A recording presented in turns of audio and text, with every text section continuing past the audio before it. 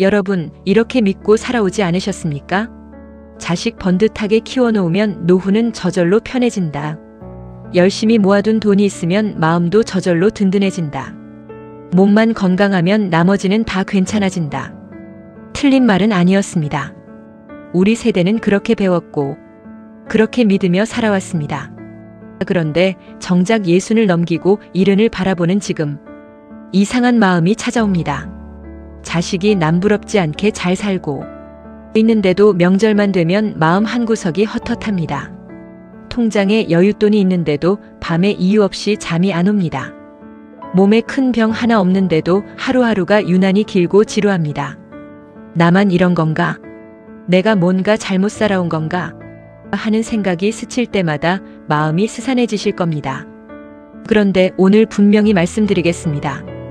이건 여러분이 잘못 사신 게 아닙니다. 이건 여러분만 겪는 이야기도 아닙니다. 저도 이 이야기를 준비하면서 제 부모님을 떠올렸습니다.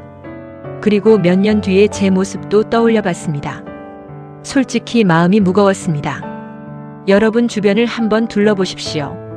비슷한 나이에 비슷한 형편인데도 유난히 얼굴이 편안해 보이는 분이 계실 겁니다. 반대로 자식도 성공했고 재산도 넉넉한데 유난히 표정이 어둡고 늘 불평이 많으신 분도 계실 겁니다. 그 차이가 어디서 오는지 궁금하지 않으셨습니까? 저는 이 질문에 대한 답을 찾다가 오늘 말씀드릴 6가지를 발견하게 됐어요. 처음엔 저도 반신반의했습니다. 그런데 자료를 들여다보고 실제 어르신들을 뵙고 나니 정말 그렇더라고요. 돈이나 자식보다 훨씬 더 근본적인 무언가가 있었습니다. 한국보건사회연구원이 지난해 65세 이상 어르신 3,000명을 대상으로 조사를 했습니다. 그 결과 노후 생활에 만족한다고 답한 분이 절반이 채 되지 않았습니다. 통장에 돈이 있어도 그렇습니다. 국민건강보험공단 자료를 보면 더 놀랍습니다. 70세 이상 어르신 중 정서적으로 안정되어 있다고 스스로 느끼는 분이 10명 중 4명에 불과했습니다. 10명 중 6명은 몸은 멀쩡한데 마음이 불안하다는 뜻입니다. 그런데 서울대 노년학 연구팀이 5년간 60세 이상 1,200명을 추적한 결과가 있습니다. 특정 6가지 조건을 모두 갖춘 사람은 그렇지 않은 사람보다 노후 만족도가 2.3배 높았습니다. 이 숫자를 꼭 기억해 두세요. 자산의 많고 적음이 아니었습니다. 무엇을 가졌느냐가 아니라 어떻게 갖추고 사느냐의 차이였습니다. 그 차이가 무려 2.3배라는 게 무슨 의미인지 아십니까? 같은 나이 같은 형편이어도 누군가는 편안하게 웃고 누군가는 불안에 떨며 노후를 보낸다는 뜻입니다. 쇼펜하우어는 인생 후반의 행복은 밖에서 채워지는 것이 아니라 스스로 홀로 설 수 있는 능력에서 나온다고 했습니다. 소유가 많다고 행복한 것이 아니라 흔들리지 않는 내면을 가진 사람이 행복하다는 뜻입니다. 서울대 연구팀은 이 조사에서 한 가지 사실을 더 발견했습니다. 6가지 조건 중 단 하나도 갖추지 못한 그룹은 우울감을 느낀다고 답한 비율이 절반을 훌쩍 넘었어요. 반면 4가지 이상을 갖춘 그룹은 그 비율이 3배 가까이 낮았습니다. 이 차이는 나이나 학력이나 과거 직업과는 큰 상관이 없었어요. 오직 이 6가지를 얼마나 갖추었는가에 달려 있었습니다. 이 6가지 조건을 갖춘 어르신들을 실제로 뵈면 공통점이 하나 있습니다. 얼굴에 여유가 있습니다. 표정이 편안합니다. 반면 이 조건들을 갖추지 못한 채 나이만 드신 분들은 겉으로는 멀쩡해 보여도 대화를 나눠보면 어딘가 늘 초조하고 불안한 기색이 묻어납니다. 그렇다면 묻고 싶습니다. 60, 70을 넘기고도 정말 상팔자로 사는 사람은 도대체 무엇을 갖춘 사람일까요? 오늘은 그 6가지를 하나씩 아주 천천히 짚어드릴게요. 이 중 4가지만 해당되셔도 당신의 노후는 이미 상위권입니다. 자, 지금부터 이야기 시작합니다. 첫 번째 조건입니다. 자식에게 거는 기대를 내려놓은 사람입니다. 혹시 지금 자식 전화만 기다리고 계신가요? 벨소리가 울릴 때마다 혹시 내 아들인가 하고 가슴이 철렁하셨던 적 있으신가요? 대구에 사시는 69세 문영호 씨 이야기입니다. 젊어서 작은 공장을 운영하며 아들 둘을 키웠습니다. 큰아들은 대기업에 들어갔고요. 작은 아들은 공무원이 되었습니다. 남들이 보면 자식 농사 참 잘 지었다는 소리를 듣는 집입니다. 그런데 문영호 씨는 몇 년 전까지 명절만 되면 마음이 무너졌다고 합니다. 전화 한 통 없다가 명절 이틀 전에야 연락이 오고 얼굴을 봐도 30분 만에 일어나는 아들들을 보며 서운함이 켜켜이 쌓였습니다. 밥상을 차려놓고 아들 내외가 온다는 시간보다 1시간 일찍부터 문 앞을 서성이던 자신의 모습이 지금 생각하면 처량했다고 하셨습니다. 내가 저것들 키우려고 얼마나 고생했는데 싶을 때마다 화가 났고 화를 낼수록 아들들은 더 멀어졌습니다. 명절이 끝나고 나면 며칠씩 우울했고 아내에게 괜히 짜증을 냈습니다. 그러던 어느 날 동네 목욕탕에서 오래 알고 지낸 친구가 이런 말을 했어요. 형호야, 자식은 우리 노후를 책임지라고 낳은 게 아니잖아. 기대를 내려놓으면 원망도 없어져. 그 말을 듣고 문영호 씨는 처음으로 곰곰이 생각해 보았습니다. 내가 아들에게 원한 것이 사랑이었는지 아니면 보상이었는지 말이에요. 그 뒤로 문영호 씨는 조금씩 달라졌습니다. 전화가 오면 반갑게 받고 안 와도 서운해하지 않으려 애썼습니다. 대신 아들에게 걸었던 기대를 자신의 하루에 걸기 시작했습니다. 아침 운동을 시작했고 동창 모임에도 나갔어요. 명절이 다가와도 예전처럼 마음이 조여오지 않았습니다. 온다면 반갑고 못 온다면 그런가 보다 하고 넘길 수 있게 되었습니다. 놀랍게도 기대를 내려놓자 아들들이 먼저 전화를 하기 시작했습니다. 큰아들은 얼마 전 아버지 요즘 얼굴이 편해 보이신다고 말했다고 합니다. 부담을 주지 않는 아버지에게 자식은 오히려 편하게 다가옵니다. 다산 정약용은 유배지에서 아들에게 보낸 편지에 재물을 물려주는 것보다 스스로 일어설 수 있는 마음을 물려주는 것이 진짜 유산이라고 적었습니다. 자식에게 기대를 걸지 않는 것이야말로 부모가 자식에게 줄 수 있는 가장 큰 유산입니다. 같은 동네에 사시는 또 다른 어르신은 문영호 씨와 정반대의 길을 걷고 계십니다.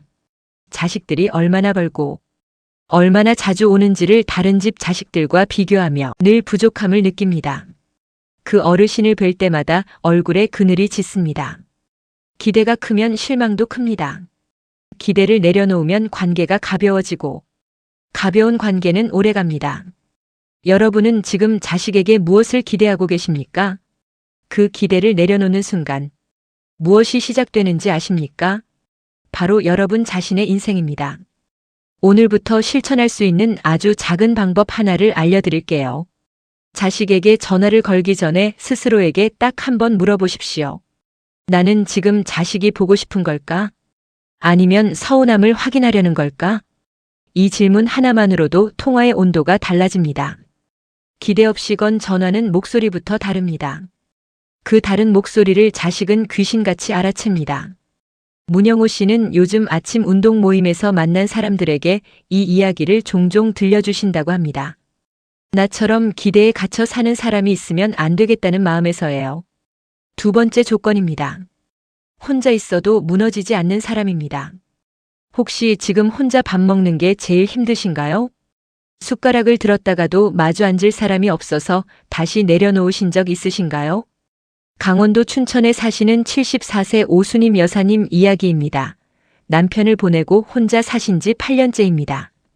처음 몇 년은 정말 힘드셨다고 합니다. 아침에 눈을 뜨면 옆자리가 허전하고 밥을 차려도 마주 앉을 사람이 없었습니다. 텔레비전 소리를 크게 틀어놓아도 집안이 텅 빈 것처럼 느껴졌다고 하셨습니다. 자식들 집에 가서 며칠씩 지내보기도 했지만 며느리 눈치가 보이고 손주들은 학원 다니느라 바빴습니다. 오히려 자식 집에 있을 때 더 외로웠다고 하셨어요. 당신이 자식 집에 있는데 없는 것 같은 기분. 그 기분이 가장 힘들었다고 하셨습니다. 그러다 오수님 여사님이 결심을 하나 했어요. 남의 집에서 채우려 하지 말고 내 집에서 내 하루를 채우자. 아침엔 마당에 화초에 물을 주고 점심은 된장찌개를 끓여 천천히 드시고 오후엔 경로당에 나가 화분 가꾸기 모임에 참석하고 저녁엔 딸에게 짧게 전화 한 통. 처음엔 억지로 만든 루틴이었는데 2달쯤 지나자 이 시간이 기다려지기 시작했대요. 지금 제 인생에서 제일 저다운 시간인 것 같아요. 누구 눈치 볼 필요도 없고 제가 하고 싶은 걸 하면 되니까요. 오수님 여사님의 말씀입니다. 요즘은 화분 모임에서 만난 또래 친구들과 가끔 버스를 타고 근교로 나들이도 다녀오십니다. 처음엔 혼자 가는 여행을 상상도 못했는데 지금은 오히려 혼자만의 시간이 더 소중하게 느껴진다고 하셨어요. 오수님 여사님이 다니시는 경로당에는 반대의 경우도 있습니다. 자식집 근처로 이사까지 갔지만 하루 종일 자식 연락만 기다리며 텔레비전 앞에서 시간을 흘려보내는 어르신입니다. 물리적으로는 자식과 가까이 있지만 마음은 오히려 더 외로워 보인다고 오수님 여사님이 말씀하셨습니다. 혼자라는 상황은 바뀌지 않았지만 혼자를 대하는 마음이 바뀌었습니다. 그러자 혼자가 더 이상 외롭지 않게 되었습니다. 여러분 혼자 밥을 먹는 것이 두려우십니까? 그 두려움이 무엇을 의미하는지 아십니까? 아직 혼자 서는 법을 배우지 못했다는 뜻입니다. 혼자 있어도 하루가 채워지는 사람, 만나고 싶어서 만나는 사람, 그런 사람이 노후에 무너지지 않습니다. 오늘부터 시작해 보실 수 있는 작은 방법이 있습니다. 하루 중 딱 1시간만 온전히 나만을 위한 시간으로 정해 보십시오. 그 시간에는 텔레비전도 끄고 전화도 잠시 미뤄두고 오직 내가 좋아하는 것만 해보십시오. 차 한 잔이어도 좋고 오래된 사진첩을 넘기는 것이어도 좋습니다. 그 1시간이 쌓이면 혼자 있는 시간 전체가 달라집니다. 오수님 여사님은 요즘 이런 말씀을 하십니다. 예전엔 혼자라는 게 벌 받는 것 같았는데 지금은 혼자라서 가능한 것들이 참 많더라고요.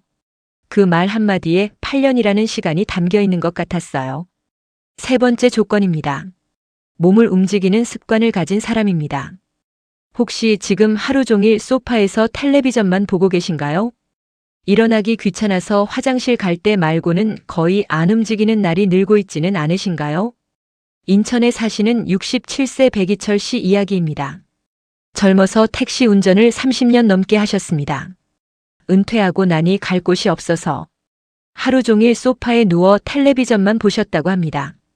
처음엔 그렇게 쉬는 게 좋았는데 한 달, 2달 지나자 몸이 무거워지고 아무것도 하기 싫어졌습니다.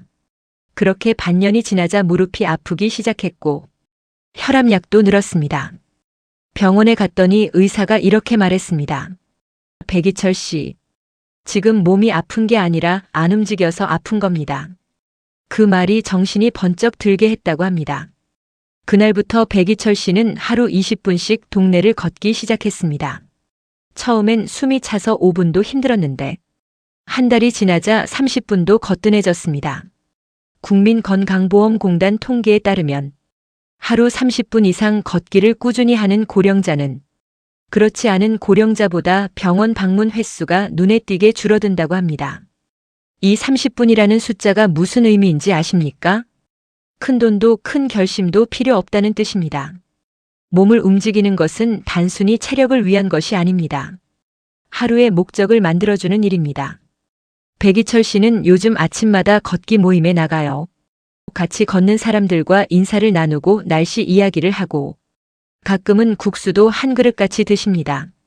몸이 움직이니 사람도 만나게 되고 사람을 만나니 마음도 움직였습니다. 무릎 상태도 처음보다 훨씬 좋아졌고 혈압약도 용량을 줄이셨다고 합니다. 완벽한 건강을 말씀드리는 게 아닙니다. 무릎이 좀 아파도 됩니다. 혈압약을 드셔도 됩니다. 백이철 씨의 옛 동료 한 분은 은퇴 후 계속 집에만 계시다가 몇 년 사이 걷는 것조차 힘들어지셨다고 합니다. 안 움직이니 근육이 빠지고 근육이 빠지니 더 움직이기 싫어지는 악순환이었습니다.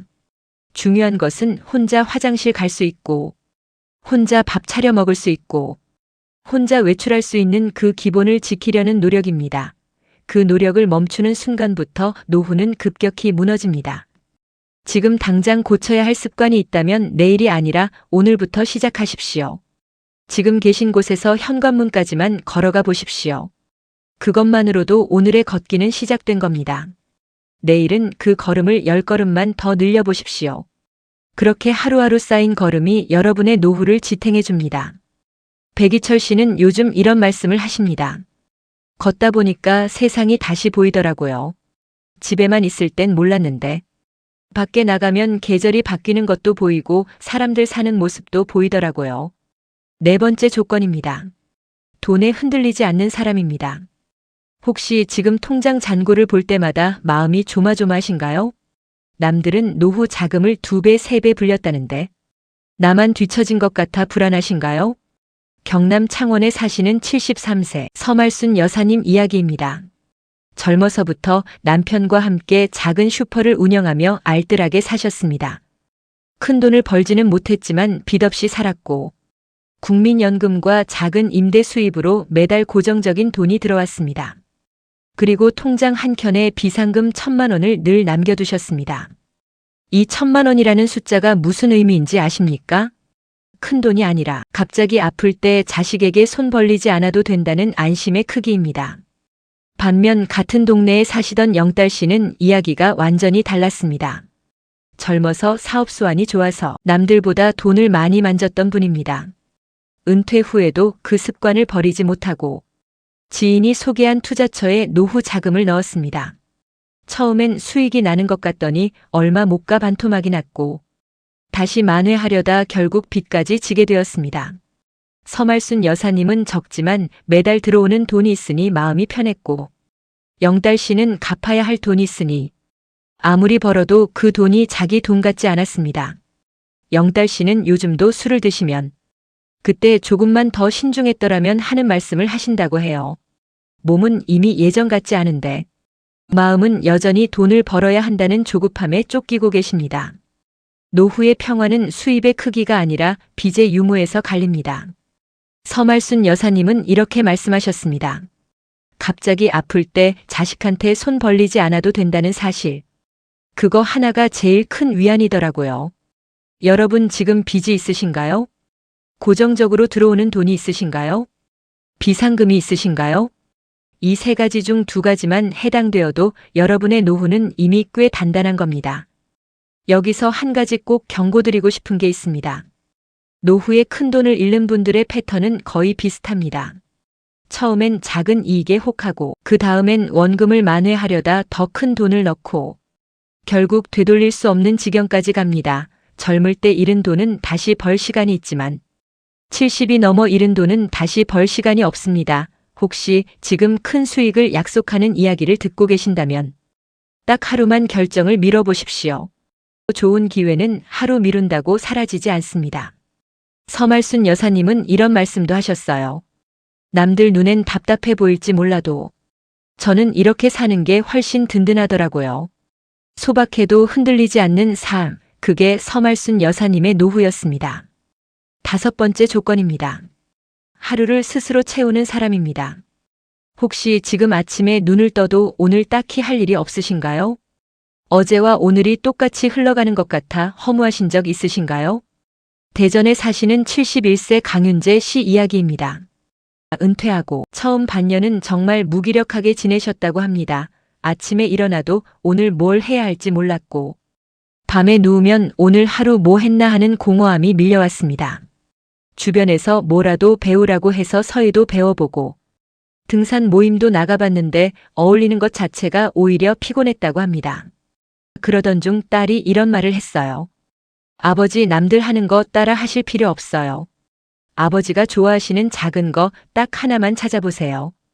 그렇게 강윤재 씨가 시작한 게 3가지였어요. 아침마다 30분 산책. 하루 한 줄 일기 일주일에 한 번 옛 동료에게 전화. 이 3가지가 생기자 아침에 눈 뜨는 이유가 생겼습니다. 1년이 지난 지금 강윤재 씨의 일기장은 3권째입니다. 이 3권이라는 숫자가 무슨 의미인지 아십니까? 하루하루를 허투루 보내지 않았다는 증거입니다. 딸이 그 일기를 읽고 아버지 이거 책으로 내셔도 되겠다고 했대요. 강윤재 씨는 그 말을 듣고 처음으로 은퇴 후에 눈물이 났다고 하셨어요. 내가 아직도 뭔가를 남길 수 있는 사람이구나 하는 생각에요. 강윤재 씨와 함께 은퇴한 동료 한 분은 아직도 아침에 눈을 뜨면 오늘 뭘 해야 하나 막막하다고 하십니다. 특별히 아픈 것도 없고 돈 걱정도 크게 없는데 하루하루가 길고 지루하다고 하셨습니다. 그 차이는 결국 하루를 채우는 작은 루틴이 있느냐 없느냐였습니다. 노후의 가장 큰 적은 가난이 아닙니다. 무료함입니다. 오늘 감사한 일 딱 한 가지만 적어보십시오. 그 한 줄이 무슨 의미인지 아십니까? 내일도 살아갈 이유가 된다는 뜻입니다. 강윤재 씨는 요즘 일기를 쓰다가 문득 예전 동료에게 전화를 걸어 이번 주엔 무슨 일 있었냐고 먼저 물어보는 사람이 되었습니다. 예전엔 누가 먼저 연락해주기만 기다렸는데 지금은 자신이 먼저 다가가는 사람이 되었다고 하셨어요. 6번째 조건입니다. 지금 가진 것을 지키는 사람입니다. 혹시 지금도 남들보다 더 크게 더 많이 가져야 한다는 조급함이 남아있으신가요? 전남 순천에 사시는 76세 조갑수 씨 이야기입니다. 젊어서부터 늘 더 크게 더 많이를 좇으며 살아온 분입니다. 사업을 몇 번 확장했고 은퇴 후에도 그 습관을 버리지 못했어요.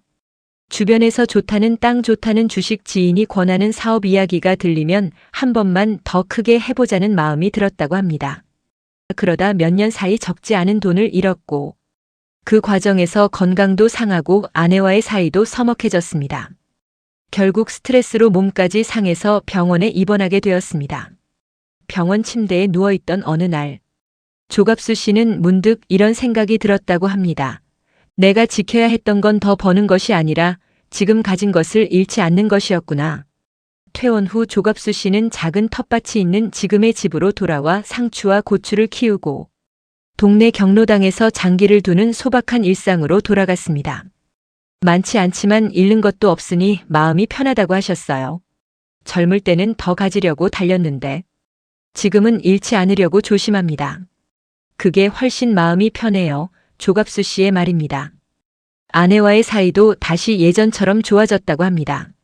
조갑수 씨가 병원에서 만난 한 환자는 여든이 다 되어서도 새로운 사업 이야기에 눈을 반짝이며 퇴원하면 이번엔 진짜 크게 한번 해보겠다고 말씀하셨다고 해요. 조갑수 씨는 그 모습에서 몇 년 전 자신의 모습을 봤다며 씁쓸하게 웃으셨습니다. 더하는 삶에서 지키는 삶으로 그 전환이 노후를 바꿉니다. 노후는 무언가를 새로 이루는 시간이 아니라 지금까지 지켜온 것을 잃지 않는 시간이에요.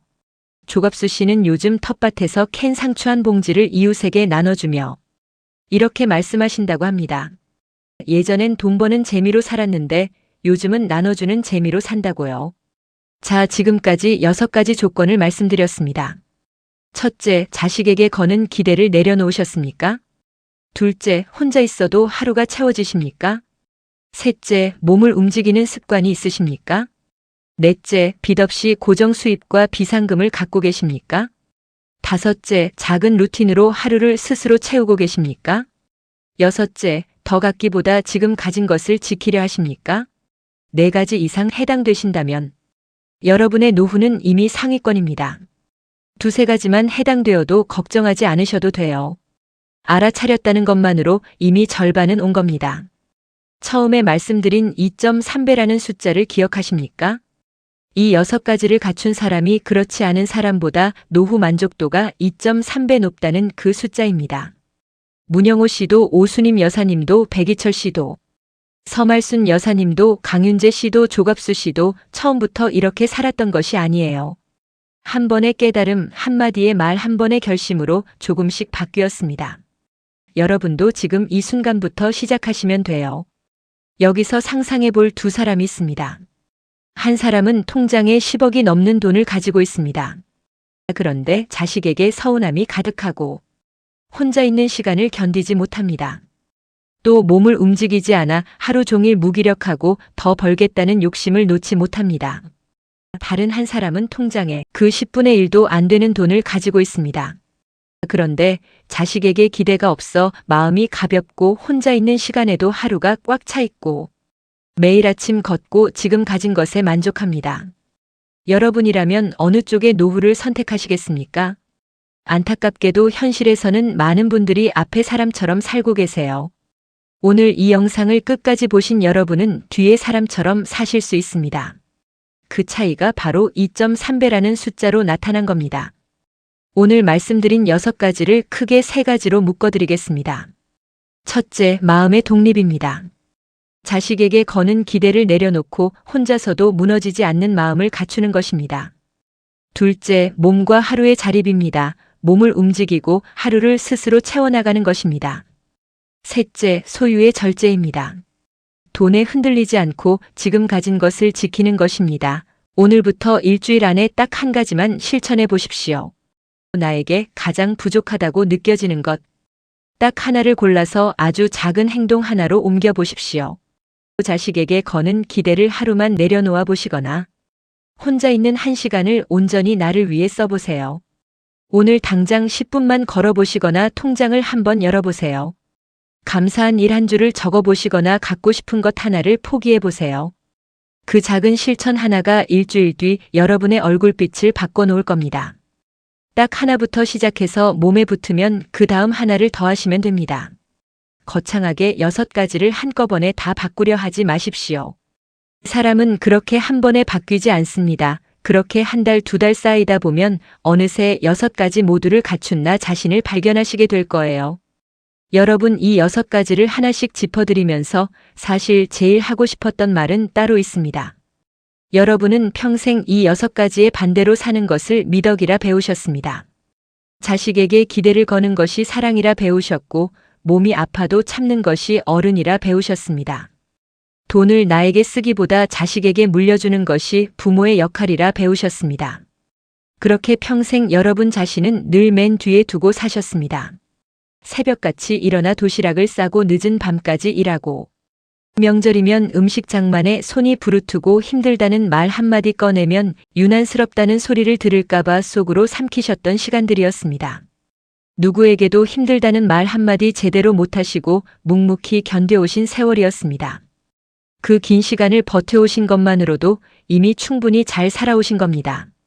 그런데 오늘 말씀드린 6가지를 가만히 들여다보시면 결국 하나로 모아집니다. 이제는 나를 위해 살아도 된다는 허락입니다. 기대를 내려놓는 것도 나를 위한 것이고, 혼자 있는 시간을 채우는 것도 나를 위한 것이고, 몸을 움직이는 것도 나를 위한 것입니다. 돈을 지키는 것도, 하루를 스스로 채우는 것도, 가진 것을 지키는 것도 결국 다 나를 위한 것입니다. 평생 남을 먼저 챙기며 사셨던 여러분이기에 이 6가지는 이기적인 것이 아니라 마땅히 누리셔야 할 자격입니다. 거창한 것부터 시작하지 않으셔도 됩니다. 아침에 창문을 열었을 때 들어오는 햇살 한 줄기, 따뜻한 차 한 잔을 마시며 잠깐 멍하니 있는 시간, 마당에 핀 작은 꽃 한 송이를 들여다보는 시간. 그 작은 순간에서부터 이 6가지는 하나씩 채워지기 시작합니다. 오늘 하루가 조금 힘드셨더라도 내일은 오늘보다 분명히 더 따뜻할 겁니다. 그리고 그 따뜻함의 차이가 바로 처음에 말씀드린 2.3배라는 숫자입니다. 여러분이 오늘 이 영상을 끝까지 봐주신 것 자체가 이미 그 2.3배 쪽으로 한 걸음 다가가신 거예요. 여러분은 이 6가지 중 몇 가지나 해당되시나요? 여러분이 겪으신 노후의 고민, 여러분만의 작은 루틴 무엇이든 좋으니 댓글로 남겨주십시오. 서로의 이야기가 서로에게 위로가 됩니다. 이 채널은 거창한 성공 이야기를 하지 않아요.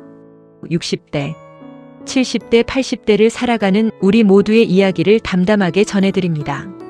어떻게 하면 오늘 하루를 조금 더 가볍게 살 수 있는지, 어떻게 하면 남은 날들을 조금 더 따뜻하게 보낼 수 있는지 그 이야기를 앞으로도 매주 이 자리에서 전해드리겠습니다.